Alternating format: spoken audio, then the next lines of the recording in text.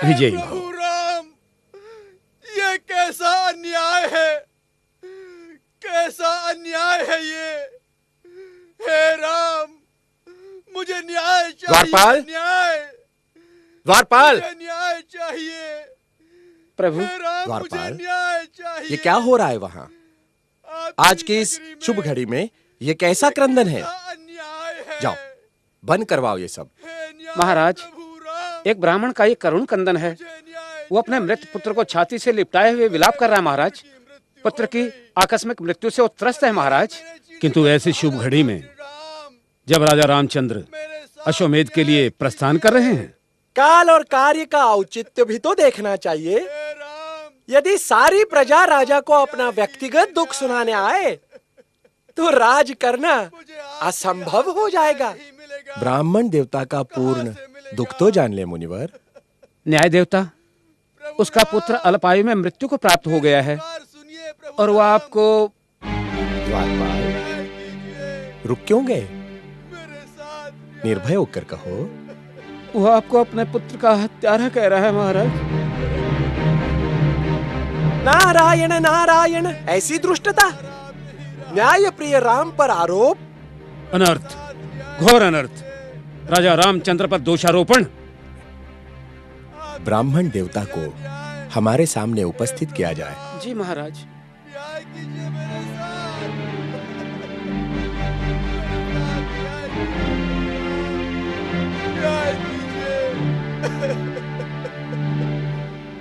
न्याय कीजिए प्रभु राम, न्याय कीजिए।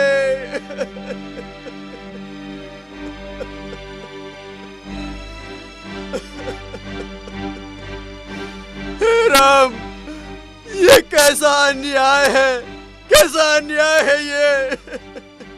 मुझे न्याय चाहिए, न्याय, मुझे न्याय चाहिए, न्याय।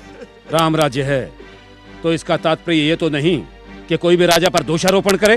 प्रभु, मैं दोषारोपण नहीं, सत्य कह रहा हूँ। राम, तुम हत्यारे हो, मेरे पुत्र के तुम ही हत्यारे हो। इस राम राज्य में यह अराजकता कैसी, ये कैसा धर्म का राज्य है। आज तक किसी भी पिता के जीवित रहते कभी किसी पुत्र की अल्पायु में मृत्यु नहीं हुई। तुम्हारे राज्य में अवश्य ही कहीं अधर्म और पाप पनप रहा है। मैं अग्नि को साक्षी मानकर कहता हूँ कि मैंने अपने मन और वचन से कभी कोई ऐसा कर्म नहीं किया जिसका फल पुत्र शोक हो। ऐसी अनहोनी घटना केवल अधर्मी और पापी राजा के राज्य में ही घटित होती है। हे मर्यादा पुरुषोत्तम, न्याय प्रिय राम, यह मृत्यु नहीं है, हत्या है, और इसका कारण हो तुम। प्रत्यक्ष ईश्वर पर आरोप। तुम्हारी जीवा क्यों नहीं कट गई? इस आरोप को सुनकर हम पृथ्वी में क्यों नहीं समा गए? नहीं गुरुदेव, नहीं। राजा पर प्रजा की देखभाल का पूरा दायित्व होता है। प्रत्येक प्रजागण को हमसे अपनी समस्या कहने का अधिकार है। किंतु ब्राह्मण देवता, आपका हम पर इस तरह आरोप लगाना। मेरा आरोप पूर्ण सत्य है प्रभु राम, मैं पूर्णतः सत्य कह रहा हूँ। तुम ही मेरे पुत्र के हत्यारे हो, तुम ही मेरे पुत्र के हत्यारे हो, तुम ही मेरे पुत्र के हत्यारे हो, तुम ही मेरे पुत्र के हत्यारे हो। प्रभु राम, इतना व्यथित क्यों होते हो? माना कि वो ब्राह्मण देवता है, किंतु अश्वमेध यज्ञ के लिए प्रस्थान करना भी तो आवश्यक है। नारायण मुनिवर, आप क्यों हमें नरक यातना में ढकेलना चाहते हैं? नरक यातना? नारायण नारायण। ब्रह्म हत्या का आरोप नरक यातना के समान ही है। ब्राह्मण की रक्षा करना और उसकी व्यथा को दूर करना हमारा केवल कर्तव्य ही नहीं, अपितु धर्मादेश है। अब हम ब्राह्मण की व्यथा को दूर करने के पश्चात ही अश्वमेध यज्ञ के लिए प्रस्थान करेंगे। किंतु हमारे राज्य में धर्मोल्लंघन का दुस्साहस कर कौन सकता है? नारायण नारायण। तुम्हारी ब्राह्मण धर्म के प्रति निष्ठा देखकर देवता भी स्वर्ग में आनंदित होंगे। हे राम, धर्म शास्त्रों का अध्ययन, तप और जप करने का अधिकार केवल ब्राह्मण समुदाय को ही है। तुम्हारे राज्य में निश्चय ही कोई पापी शूद्र अपने दास धर्म को त्याग कर मोक्ष सिद्धि हेतु तपस्या कर रहा है। नारायण नारायण, सतयुग में ऐसी अशुभ घटना कभी नहीं घटी राम। शूद्र और तप? हाँ, निश्चित ही कोई शूद्र है। मेरे अंतर्ज्ञान से मुझे प्रतीत हो रहा है कि वो पापी दक्षिण में कहीं छिपकर कार्य सिद्धि कर रहा है, धर्मादेश का उल्लंघन कर रहा है। इस संबंध में धर्मादेश क्या है मुनिवर? धर्म आज्ञा का उल्लंघन करने वाले शूद्र का सर्वनाश, ताकि सारी प्रजा को विदित हो कि जो कोई वर्ण व्यवस्था को तोड़ने का दुस्साहस करेगा उसे केवल मृत्युदंड ही नहीं अपितु मृत्यु के पश्चात भी हजारों वर्षों तक नरक यातना भोगनी पड़ेगी।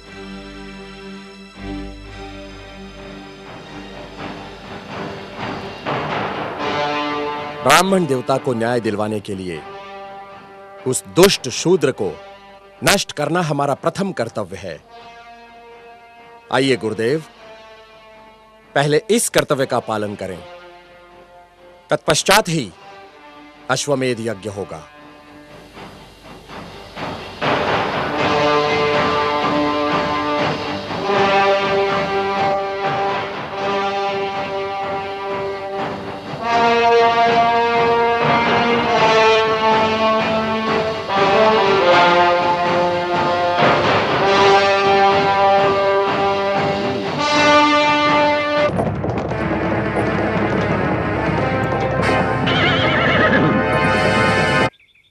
गुरुदेव, दक्षिण का सारा अरण्य खोजने के पश्चात भी हमें उस पापी का पता नहीं चला। क्या वो अधर्मी हमारे हाथ से बच जाएगा? क्या हम ब्राह्मण देवता को कभी न्याय नहीं दिलवा पाएंगे? इसकी चिंता ना करें राम, हमारी सारी सेना उस दुष्ट को ढूंढने में लगी है। गुरुदेव, वो देखिए, कोई आश्रम जान पड़ता है। चलिए वहां चलकर देखते हैं। उस अधर्मी का पता संभवतः वहीं से चल जाएगा। चलिए। ब्रह्मांड में फैला हुआ सारा अस्तित्व करुणामय है। अस्तित्व की रचना को पंचमहाभूत संभालते हैं। पंचमहाभूत अर्थात अग्नि, पृथ्वी, वायु, जल व आकाश। जल अर्थात वर्षा सभी की भूमि पर बरसती है। वो ये नहीं देखती कि ये भूमि वैश्य की है या शूद्र की। सभी की भूमि पर समान वर्षा होती है, वहां कोई भेद नहीं होता।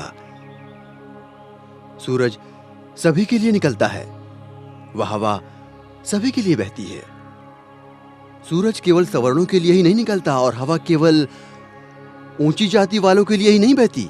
वर्षा अगर भेदभाव करती तो सवर्णों की भूमि पर ही बरसती, पर शूद्र वर्षा से वंचित रह जाते। निसर्ग के ये तत्व सभी के लिए समान रूप से उपलब्ध हैं। वहां कोई भेदभाव नहीं है, न कोई ऊंच है न कोई नीच है। शिष्यगण, पहले ऐसा नहीं था।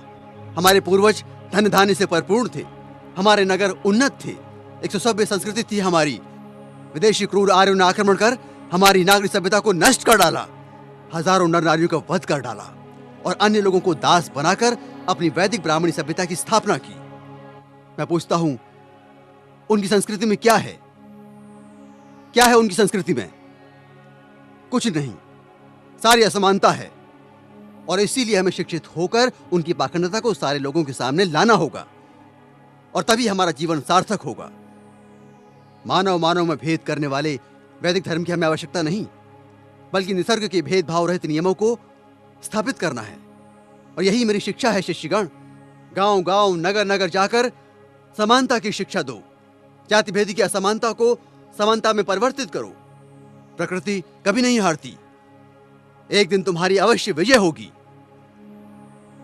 पृथ्वी पर जन्म लेने वाला हर व्यक्ति मृत्यु को प्राप्त होता है, जीवन का पूर्ण विराम है मृत्यु। मृत्यु सत्य है, इसीलिए तुम्हारा जीवन एक सपना है। ब्राह्मण हो, क्षत्रिय हो या शूद्र हो, सबके जीवन की अनिवार्य घटना है मृत्यु।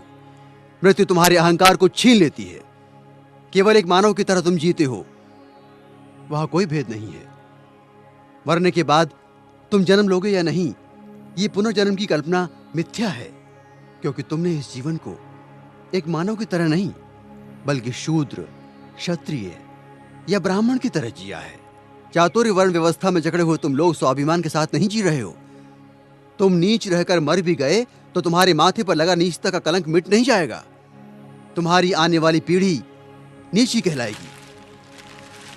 यही अमान्य प्रथा पीढ़ी दर पीढ़ी चलेगी। इसे समाप्त करो।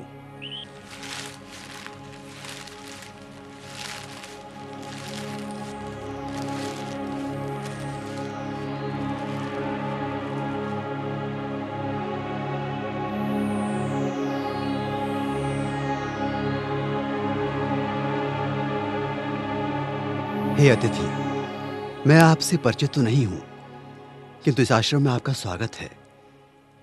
मैं आपसे प्रार्थना करता हूं कि आप हमारा आतिथ्य स्वीकार करके हमें अनुग्रहित करें।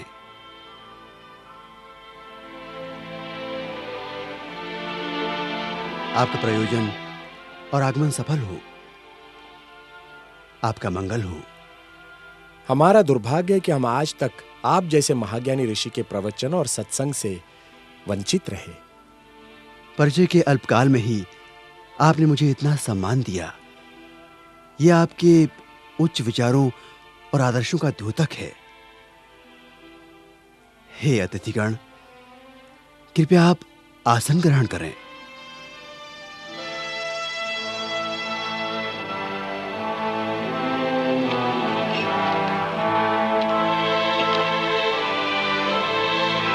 विराजिए।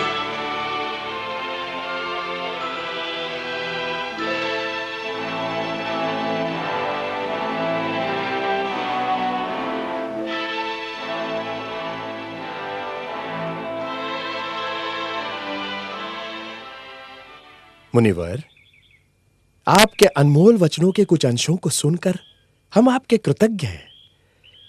ऐसे उच्च विचार तो हमने जीवन में प्रथमतः ही सुने हैं। मुनिवर, हम दशरथ पुत्र राम हैं। अहोभाग्य हमारे। आज इस आश्रम की भूमि आपके आगमन से पावन हो गई। स्वयं प्रजापालक ही हमारे आतिथ्य में आए हैं। मुनिश्रेष्ठ, आप जैसे महान ज्ञानी ऋषियों के कारण ही हमारे राज्य की भूमि पावन है। किंतु आज तक आप जैसे सद्गुरु से हमारा परिचय कैसे नहीं हुआ? मुनिवर, क्या मैं पूछने की धृष्टता कर सकता हूं कि आप किस गोत्र और कुल से संबंधित हैं? अतिथि, मैं शंबुक, मैं शूद्र कुल से हूं। भ्रष्ट कर दिया शूद्र ने, पानी पिलाकर अपवित्र कर दिया हमें। छी छी, अब शरीर शुद्धि के लिए गौमूत्र छिड़कना होगा। ज्ञान की ऊंचाई पर एक नीच शूद्र? हमारा हृदय इसे स्वीकार नहीं करता। किंतु ये सत्य है राजा राम, मैं शूद्र हूं। ज्ञान की गंगा का स्पर्श मात्र ही जिनके लिए वर्जित है, उनके पास ज्ञान का भंडार असंभव। तभी तो राम राज्य में अराजकता फैली है। राम, क्या आपको ज्ञात है कि धर्मानुसार आपका अपराध जघन्य है? मेरा अपराध? क्या शूद्र का ज्ञान प्राप्त करना अपराध है? हां, अपराध है, जिसके कारण हमारे राज्य में एक ब्राह्मण पुत्र की अल्पायु में मृत्यु हो गई। हे कर्तव्यनिष्ठ राम, बड़े ही दुख के साथ मुझे कहना पड़ रहा है कि निष्कारण ही आप मुझे ब्राह्मण पुत्र की मृत्यु का दोषी ठहरा रहे हैं। जिस घटना से मेरा कोई संबंध नहीं, उसका मुझ पर